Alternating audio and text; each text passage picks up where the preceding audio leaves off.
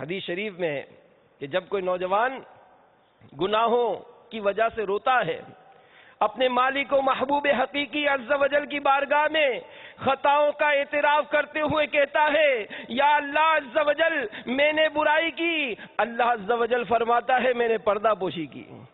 عرض کرتا ہے میں نادم ہوں، جواب ملتا ہے میں جانتا ہوں۔ عرض کرتا ہے میں توبہ کرتا ہوں، جواب ملتا ہے میں قبول کرتا ہوں۔ اے نوجوان، جب تو توبہ کر کے توڑ ڈالے ہماری طرف رجوع کرنے میں حیا نہ کرنا۔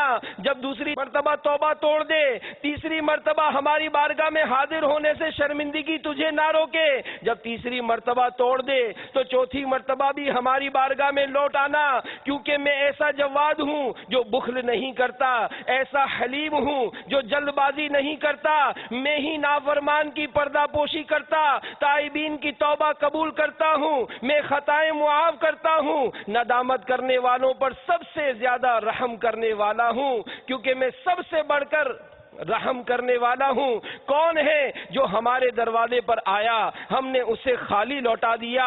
کون ہے جس نے ہماری جناب میں التجا کی ہم نے اسے دھتکار دیا؟ کون ہے جس نے ہم سے توبہ کی ہم نے توبہ قبول نہ کی؟ کون ہے جس نے ہم سے مانگا ہم نے عطا نہ کیا؟ کون ہے جس نے گناہوں سے معافی چاہی ہم نے اس کو دھتکار دیا؟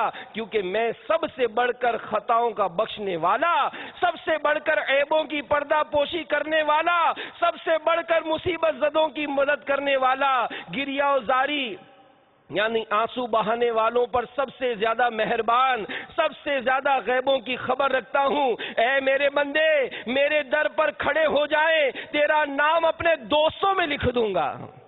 سحری میں میرے کلام سے لطف اندوز ہو، میں تجھے اپنے طلبگاروں میں شامل کر دوں گا۔ میری بارگاہ میں حاضری سے لذت حاصل کر، میں تجھے لذیذ یعنی پاکیزہ شراب پلاؤں گا۔